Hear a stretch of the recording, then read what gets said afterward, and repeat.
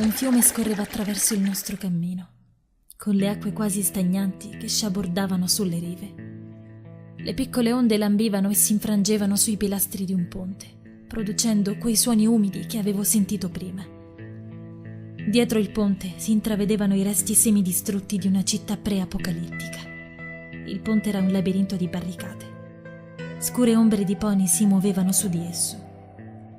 Per un istante avevo commesso l'errore di sperare in un salvataggio, ma poi i miei occhi caddero sui pali acuminati che stavano allineati lungo il ponte e sulle teste putrescenti di pony decapitati che adornavano due di essi. Sentii il gusto della bile. La visione era orrenda. Keiji, stai qui, disse Cracker, finalmente dando un nome al pony schiavista con la pala. Kannemotsu, andiamo a vedere qual è il pedaggio stavolta. Monterey Jack abbassò la testa e guardò minacciosamente il ponte. Mi mossi più vicino a lui, seguendo il suo esempio, e sperando di essermi posizionata in modo che Keiji non potesse vedere il luccichio del mio corno mentre facevo levitare il cacciavite ed una forcina fuori dalla mia bardatura da lavoro. Come tutto l'equipaggiamento degli schiavisti, le manette alle mie zampe erano grezze e di bassa qualità. Mentre Cracker e Kannemotsu discutevano con i pony sul ponte, mi concentrai per forzare il primo lucchetto. Fui ricompensata da un leggero scatto mentre si apriva a molla, liberando la zampa col payback. La manetta cadde a terra con un tonfo leggero. Le orecchie di Keiji si erano rizzate all'improvviso ed ora si era girato a guardarmi. Rapidamente abbandonai la magia lasciando cadere il cacciavite e la forcina nella terra e sperai che nell'oscurità lo schiavista non potesse vedere il cambiamento nelle mie catene. Chiese Keiji ringhiando minacciosamente. Il bordo sporco ed affilato della pala era a pochi centimetri dai miei occhi. Keiji si girò all'improvviso, facendo passare la palaspada abbastanza vicino alla mia faccia da farmi gridare. Lo sparo proveniva dal ponte. Non sembrava il suono del fucile di Kannemotsu. Ma il secondo colpo sì. A Keiji occorse solo un istante per capire che attraversare il ponte era diventato un affare sanguinoso. Tornando a squadrarci, con una postura minacciosa, iniziò a dire qualcosa. Immagino stesse per intimarci di restare fermi, ma non lo saprò mai. La sua testa esplose, ricoprendomi di sangue. Rimasi lì, con gli occhi spalancati, tremando per lo shock.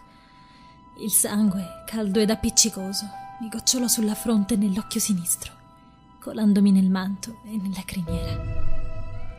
Nella crescente lista di cose che non avevo mai visto prima di quella notte, la morte di un altro pony raggiunse la cima. Strizzai gli occhi, sentendo il sangue sotto la palpebra. Keiji era morto. Ed avevo Keiji tutto addosso. Il bisogno di buttarmi nel fiume era incontenibile, ma non ci sarei arrivata così. Spinta da qualcosa di più della mera determinazione, il mio corno tornò ad illuminarsi e cominciai a scassinare il resto delle mie manette. Lanciai un'occhiata verso il ponte e vidi Kannemotsu accovacciarsi dietro una barricata mentre apriva magicamente il suo fucile, infilandoci nuove munizioni. 2 colpi, realizzai. Uno alla robofatina e l'altro proprio ora. Chiudendo l'arma la fece levitare sopra la barricata e sparò alla cieca nella mischia, riempendo un pony razziatore già ferito di pallini. Il pony barcollò e cadde. Sfortunatamente per Kannemotsu, il razziatore dietro di lui aveva un altro tipo di fucile, più veloce e non limitato a 2 colpi, che sparava proiettili che aprirono grandi buchi nel corpo dell'unicorno schiavista, nel momento in cui alzò la testa per vedere il risultato dei suoi sforzi. Mi voltai, nascondendomi dall'incubo che stava avvenendo davanti a me. Mi concentrai sulle serrature. Mi ero liberata e stavo cominciando a liberare anche Monterey, quando 2 pony razziatrici trottarono giù dal ponte verso di noi, camminando sui corpi mutilati di Cracker, Kannemotsu e degli altri razziatori che erano riusciti a portare con sé. Una delle 2 in avvicinamento era l'unicorno che manovrava il devastante fucile da combattimento. L'altra era una pony terrestre con una mazza in bocca.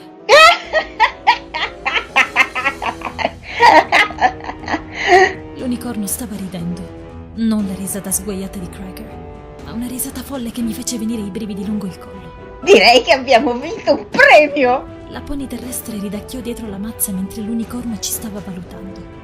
Le 2 in qualche modo erano ancora più lerci degli schiavisti. L'unicorno aveva cicatrici frastagliate sul volto e sui fianchi, una delle quali squarciava il suo cutie mark, e molte ferite ancora sanguinanti. La pony terrestre era calva e terribilmente ustionata su buona parte del suo fianco sinistro. Entrambe indossavano bardature che sembravano lacere e rattoppate. «Ci aiutate?» suggerii debolmente. Oh, vi aiutiamo, certamente! L'unicorno impennò e mi diede un calcio. I suoi zoccoli mi colpirono duramente il fianco. Il dolore esplose e caddi, boccheggiando. Impennandosi nuovamente, fece cadere tutto il suo peso su di me. Urlai. Vicino a me Monterey lasciò andare un grugnito carico di dolore, mentre la pony terrestre gli faceva assaggiare la sua mazza. Lasciandomi accoccolata a piangere, anche l'unicorno volse la sua attenzione verso l'ancora incatenato Monterey. In pochi istanti mi fu chiaro che volevano colpirlo e riempirlo di mazzate fino a che non fosse diventato solo un cadavere senza vita. E probabilmente senza fermarsi nemmeno allora. Tiragli fuori la zampa! Voglio sparargli via gli zoccoli! La razziatrice unicorno fece levitare il fucile da combattimento ad un palmo di distanza dalla zampa estesa di Monterey, l'unica che ero riuscita a liberare dalle manette. Ignorando il dolore balzai in piedi, avvicinandomi e ruotando per dare un forte calcio all'indietro. I miei zoccoli colpirono il fucile, facendolo volare via. Cadde rumorosamente sul ponte. Un istante più tardi stavo facendo levitare la palaspada verso le due razziatrici che mi stavano guardando con espressioni divertite. 2 contro 1, ed entrambe erano combattenti esperte. Quella con la mazza si avvicinò, come se fosse curiosa di sapere se martello batte coltello. Monterey fu su di lei in un istante, mettendole le zampe anteriori sopra la testa e tendendo attorno al collo le catene tra di esse. La mazza cadde dalla bocca mentre la razziatrice soffocava. L'unicorno si girò, sorpresa dall'improvviso cambio nelle probabilità. Avrei potuto attaccarla in quel momento, ma minacciare un pony è molto differente dall'attaccarne realmente uno. Non ero sicura di riuscire a colpire un altro pony, farla sanguinare, menomarla o magari ucciderla. L'unicorno sollevò la mazza e si girò ad affrontarmi con quella, con uno sguardo assassino. Ed improvvisamente trovai facile spingere la palaspada in avanti. Non si trattava più di proseguire oltre la minaccia. Quella era sopravvivenza. L'autopreservazione istintiva leva ogni esitazione morale. E se non avevo la capacità di combattimento della mia avversaria, dalla mia parte avevo un vantaggio. L'SATS. Aiutata dall'incantesimo di mira del mio pibback, mandai la pala a squarciarle le caviglie, azzoppandola. Un secondo fendente, questa volta verso la sua faccia, riuscì a disarmarla. Il terzo sarebbe stato un colpo per uccidere, tranne per il fatto che non ero pronta per farlo. Non ancora. Invece feci girare la pala, colpendole la testa col manico, abbastanza duramente da spezzare il legno. La razziatrice cadde ai miei piedi, incosciente. Alzai lo sguardo. Monterey era in piedi col petto ansante, sul corpo del pony terrestre, ormai soffocata. Mi stava guardando quietamente. Poi finalmente alzò lo zoccolo anteriore, ma solo fino a pochi centimetri dal terreno, quando la catena si tese. «Oh!» Abbandonando la palaspada, accesi la luce del mio pibback e cercai il mio cacciavite. Avevo preso la forcina. Era impossibile riuscire a ritrovarla nella terra. Di notte. Ma ne avevo altre. Quando fummo entrambi liberi, Monterey zoppicò lentamente verso il ponte. Poco più tardi ritornò, col corno lievemente illuminato di beige. Il fucile di canne mozze lo seguiva. Prima che potessi reagire, lo puntò verso la testa dell'unicorno stesa a terra e fece fuoco. Il suo sangue cominciò a scorrere sul terreno verso i miei zoccoli. Lo guardai in un silenzio stupito, mentre lui si girò e cominciò a frugare i cadaveri, prendendo i loro oggetti. Finalmente ritrovai la voce. «Cosa stai facendo?» Mi guardò come se fossi stupida. Controllo se non addosso qualcosa di valore. Con un po' di fortuna cibo. Annui, guardandolo mentre si dirigeva verso i corpi da questo lato del ponte. Frugare i corpi dei cadaveri mi sembrava sbagliato, ma una fredda e razionale parte di me mormorava che era uno scrupolo che avrei dovuto superare per riuscire a sopravvivere. E sai che imbarazzo se fossi morta di fame perché troppo timida per cercare nella borsa di un pony deceduto un sacchetto di avena o una vecchia lattina di succo di mele. Camminai verso il ponte. Guardai il corpo di un razziatore morto, con il viso sanguinante distrutto dagli scarponi di Cracker. Iniziai a cercare nelle tasche della sua bardatura, ma il mio stomaco si ribellò e mi gettai verso la ringhiera a vomitare il mio pranzo nel melmoso fiume sottostante. Un largo squarcio nelle nuvole illuminò tutto con una luce morbida ed argentea e mi potei vedere riflessa nell'acqua, ancora coperta col sangue di Keiji che lentamente si stava rapprendendo. Poi vidi il fucile di canne mozze galleggiare nell'aria, dietro la mia testa. Prenderò anche quello che è con te. Mi informò Monterey Jack strascicando annoiato le parole. Cosa? Mi girai lentamente e lo vidi in piedi sul ponte, illuminato dalla luce della luna, col corno irradiante e una leggera luce beige. Il fucile galleggiava tra di noi, puntato verso di me. Ma ti ho appena salvato! Già, è per questo motivo che non ti ucciderò. I suoi occhi si strinsero. Almeno che, naturalmente, non fai qualcosa di stupido proprio ora. Ma ti ho appena salvato! Non eri certo la prima della classe, disse maliziosamente. Dovremmo lavorare insieme, viaggiare insieme.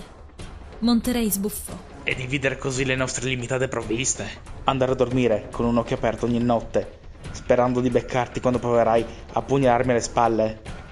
No, grazie. La mia giustificata incredulità si trasformò rapidamente in negazione.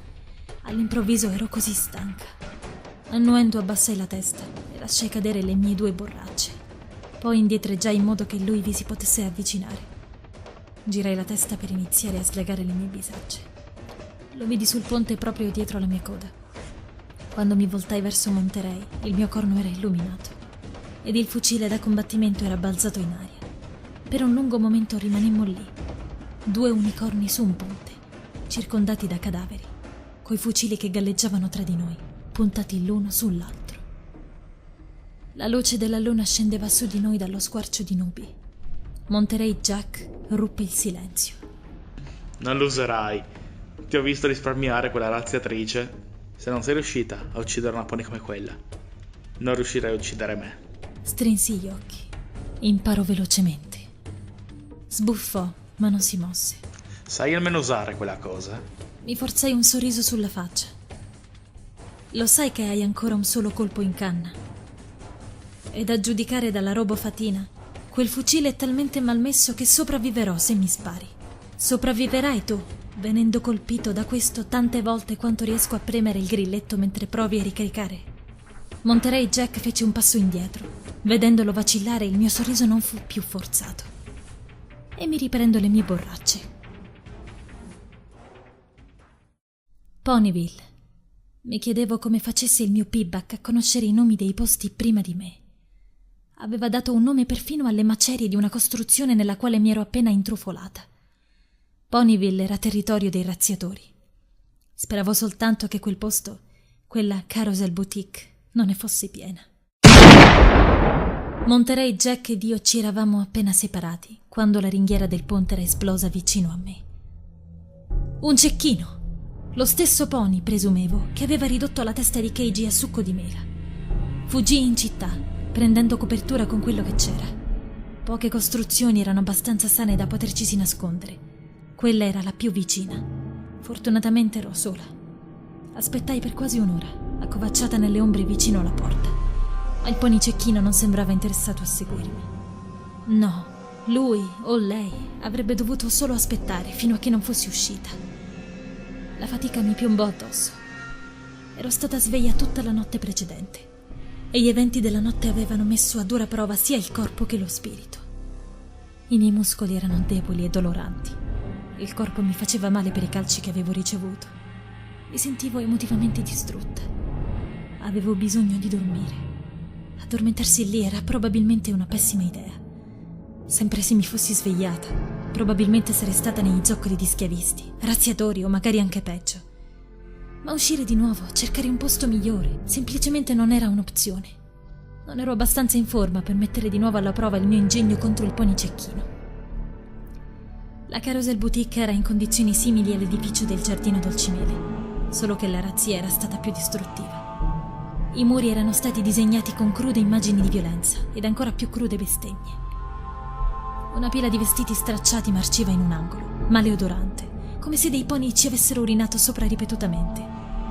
C'erano 2 letti, uno dei quali profondamente inzuppato di sangue, e probabilmente di altre cose anche più abbiette. L'altro era più piccolo, un letto per puledri, nient'altro che un materasso su un'intelaiatura spezzata. Nella mia condizione sentii che sarebbe andato benissimo. La Carousel Boutique offriva altri 2 tesori, un baule sigillato ed un altro terminale, identico a quello al giardino Dolcimele. Era ancora funzionante, di nuovo per mia sorpresa. Era bloccato. Tirando fuori i miei attrezzi d'accesso, mi misi al lavoro. Quei terminali erano stati costruiti dagli stessi pony che più tardi avrebbero creato i pickpack, e le cifrature e le protezioni erano abbastanza simili da permettere ai miei attrezzi di farsi strada tra le misure di sicurezza. Quello che restava era un puzzle: trovare la password in brandelli di codice che i miei strumenti erano riusciti ad esporre. Nel mio stato mentale fu probabilmente un miracolo il riuscire ad analizzare il codice e trovare la password. O forse no. La password era Mela. Risi da sola, trattenendomi quando sentii il volume della mia stessa voce nell'immobilità della decrepita boutique. Quando realizzai che, oltre ogni ragionevole probabilità, quello era il computer da cui era stato inviato il messaggio. Con un ingiustificato senso di completezza lo scaricai e lasciai che il mio feedback facesse il resto. Gli anni avevano danneggiato la registrazione, ma c'era ancora abbastanza audio ascoltabile per permettermi di riconoscere la stessa voce femminile, abbastanza dolce e con uno strano accento, che molte ore prima mi aveva rivelato il codice che mi aveva condotto via dalla mia vecchia vita e dentro a quella nuova ed orribile. Istruzioni speciali per la scuderia 2. C'è la mia famiglia laggiù! Fino a quando il veleno non sarà scomparso da quassù, quella porta non si aprirà per nessun pony. La voce sfumava nel rumore di statico. Lo so che non lo sopporti, Sweetie Belle, ma sei la capogiumenta ora.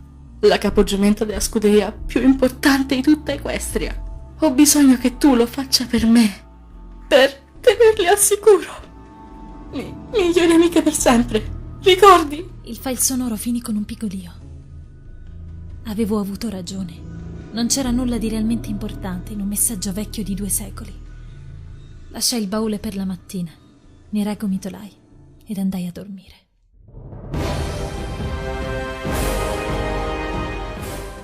Nota: nuovo livello, nuovo vantaggio, sensi da cavallo. Sei veloce ad imparare. Guadagni un ulteriore 10% quando ricevi punti esperienza.